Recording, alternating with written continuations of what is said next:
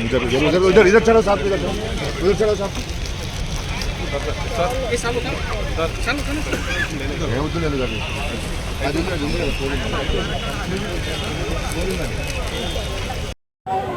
మరి ఈరోజు మరి ప్రజలని పాలించే ఒక నాయకులుగా ఈ పార్టీ ఏదో చెప్తుందో బీజేపీ పార్టీ ఈరోజు మరి ఎంతో సంతోషంగా ఉండే మరి ముఖ్యంగా మన పెద్దలు మరి అటల్ బిహారీ వాజ్పేయి గారి ఒక విగ్రహాన్ని మరి కంటోన్మెంట్లో పెట్టడం మేము కూడా హర్షిస్తూ ఉన్నాం. చాలా ఆనందంగా ఉంది. మరి దాని ఆవిష్కరణకు ఈరోజు మరి డిఫెన్స్ మినిస్టర్ అయిన మన union defence minister Rajnath Singh గారు ఈరోజు రావడం జరిగింది. చాలా సంతోషం. మేము కూడా చాలా సంతోషంగా ఉండే ఒక మెమరాండం ఇచ్చి మరి సార్ గారి ఇనాగ్రేషన్ అయినాక మరి ఒక మెమరాండం ఇచ్చి వారిని ఇక్కడ ఏదైతే ప్రజలు ఇబ్బందులు ఎదుర్కొంటున్నారో ఆ ఇబ్బందులన్నీ కూడా వారికి ఒక మెమరాండం రూపంలో ఇచ్చి మరి వాళ్ళకి తెలియజేద్దామని చెప్పి ఈరోజు చాలాసేపు వెయిట్ చేయడం జరిగింది. మరి ముఖ్యంగా మేము బోర్డు సభ్యులు అందరం కూడా మరి మాజీ వైస్ ప్రెసిడెంట్గా నేను మరి బోర్డు సభ్యులకు ఒక ఆహ్వానం కూడా ఇవ్వకుండా మరి ఈరోజు ఈ విగ్రహం ఆవిష్కరణ చేయడం జరిగింది.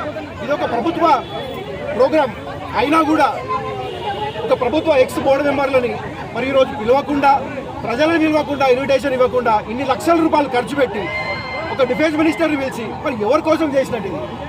మరి భయపడతా ఉన్నారా? అంటే ప్రజలు వచ్చి అడుగుతారు, వాళ్ళకి ఛాన్స్ ఇవ్వద్దు, ఏమైనా చెప్తే సెక్యూరిటీ అంటున్నారు. ఎవరికి సెక్యూరిటీ? ఎవరితో సెక్యూరిటీ? ప్రజల నుంచి సెక్యూరిటీయా? మరి ఎందుకు మీరు లీడర్లు ఎందుకు? ఒక వైస్ ప్రెసిడెంట్ బోర్డు మెంబర్లు ఒక్కొక్కరు 40,000 50,000 మందికి రిప్రజెంటేటివ్ ఉన్న మేము ఒక రిప్రజెంటేషన్ ఇవ్వడానికి కూడా మరి అంత భయంగా ఎందుకు ఈరోజు మినిస్టర్ గారు ఉన్నారో మాకు తెలియలేదు. మరి నిన్న కూడా మేము రిక్వెస్ట్ చేసినాము. బట్ బోర్డు యంత్రాంగాన్ని కూడా అడుగుతా ఉన్నాము. 20 ఏళ్ళ నుంచి మేము చూస్తూ ఉన్నాము. ఎప్పుడైనా ఇట్లా జరిగిందా? ప్రజలకు ఒక అవకాశం ఇస్తుండే, ఎక్స్ బోర్డు మెంబర్లకు ఎక్స్బీపీలకు ఒక అవకాశం ఇస్తుండే మాట్లాడడానికి. ఈరోజు ఏమైంది? ప్రజాస్వామ్యం లేదా? ఎలక్షన్లు పెట్టక డెమోక్రసీ మొత్తం చంపేస్తూ ఉన్నారు. అంటే మీ రాజ్యంలో ఇలాగే ఉంటుందా? ప్రజలని కలవనియారా? ఇది నార్త్ కొరియాలో ఓ కింగ్ జాంగ్ ఉంటాడు కదా, ఆయన పాలించినట్టు ఉన్నది. ఇక్కడ కమ్యూనిస్ట్ పార్టీ లాగా ఉన్నది. అంటే ఎందుకు ఇట్లా ప్రజలను ఎందుకు దూరం చేస్తూ ఉన్నారు? మీకు ఎందుకంత భయం? మేమేమంటాం? కొడతామా? తిడతామా? మేము అడిగేది ఒకటే, మా ప్రాబ్లమ్స్ ఉన్నాయి, ప్రజల ప్రాబ్లమ్స్ ఉన్నాయి, తీసుకొచ్చి మీ ముందుకు తీసుకొని వచ్చాము. ఎందుకు మమ్మల్ని కలవనివ్వరు? నిన్న కూడా అడిగాం, బోర్డు యంత్రాంగాన్ని కూడా అడిగాం. నిన్న రిక్వెస్ట్ చేసినాం, సార్ మేము ఎలాంటి ధర్నాలు చేయట్లేదు, ఎలాంటి కూడా మేము ఇట్లాంటి ఇష్యూస్ చేయము, ఉత్తమ రిప్రజెంటేషన్ ఇస్తాం సార్, ప్రజలని ఒక్కసారి కలవనివ్వండి, ఇక్కడ బాధలని చెప్పనివ్వండి. ఎవరు కూడా పట్టించుకోండి. 10 ఏళ్ళు అవుతుంది. జనవరి 2015 నుంచి ఇప్పటి వరకు కూడా ఎలక్షన్ పెట్టకుండా టైంపాస్ చేస్తూ ఉన్నారు. ఇలాంటిది అవసరమా అని చెప్పడానికి ఒక మెమరాండం ఇవ్వడానికి కూడా మరి ఎవరు కూడా మరి ఈరోజు మేము వచ్చినప్పుడే కలిసినాం. మరి ఎమ్మెల్యే గారు కూడా అడిగాం, సార్ మాకు ప్రోటోకాల్ లేదంట, మీరన్నీ ఇవ్వమని చెప్పండి. వాళ్ళు ఇచ్చినారంట, సంతోషమే.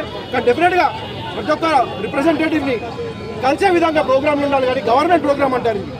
మరి ఎందుకు ప్రజలను ఎందుకు కలవనివ్వలేదు? ఈరోజు ఒక 2 సిటిజన్స్ కంటోన్మెంట్ నుంచి ఒక 2 సిటిజన్స్ కలవలేదు. ఎందుకు అంటే వాళ్ళ పార్టీ నాయకులకు ప్రోటోకాల్ ఉందంట, అన్నీ ఉన్నాయంట, కానీ మాకు ప్రోటోకాల్ లేదంట. ఏ ప్రోగ్రామ్ ఇది? Government program. మేము కూడా దండం పెట్టుకుంటాం అంతే కదా. దండం పెట్టుకుని వెళ్ళిపోతుంది, అంతకన్నా ఏం లేదు. ఇప్పుడు అయినా ఇంతకు అరే ఎందుకు రానియారు సార్? ఎందుకు పైసలు ఖర్చు పెట్టారు? నెక్స్ట్ టైం పైసలు ఖర్చు పెట్టదు ఉండాలి. ప్రోటోకాల్ ముందుకు నల్లి హాస్పిటల్ అయింది. మీరు లేరా? అందరు ఉన్నవా లేదా? ఆ రోజు మనోహర్ పారికర్ గారు వచ్చినప్పుడు అందరు ఉన్నవా లేదా? ఎంతమంది? అందరు ఉన్నారు. ఏ పార్టీ లేదు, అన్ని పార్టీలు వాళ్ళ పార్టీ వాళ్ళు కూడా రానియాలి. అంటే బీజేపీ కూడా లోపల రానియాలి. పబ్లిక్ మీటింగ్ కాదు సార్, మేము సిటిజన్స్ పైసలు సిటిజన్స్ రానియాలి. ఏమైనా పిలవద్దు సార్. అట్లాంటప్పుడు సిటిజన్స్ రానియాలి సార్ లోపలికి. ఎన్ఎస్జీ వాళ్ళు గైడ్లైన్ చేసి మమ్మల్ని రానియలేదు సార్, మేము అక్కడ నిలబడ్డాం. తప్పు సార్, అట్లా చేయకండి. అట్లాంటి ప్రోగ్రామ్స్ నెక్స్ట్ టైం చేయకండి సార్. మీరు ఇట్లాంటివి ఇనిషియేట్ చేస్తే బోర్డు మీటింగ్లో మేము నెక్స్ట్ టైం మేమే అప్పుడే అపోజ్ చేసి పడేస్తాం. ఉన్నప్పుడు డెఫినెట్గా అందరికీ కూడా, అందరు వైస్ ప్రెసిడెంట్ ఎవరు ఉన్నా సార్ అందరికీ కూడా అవకాశం ఇచ్చినాం.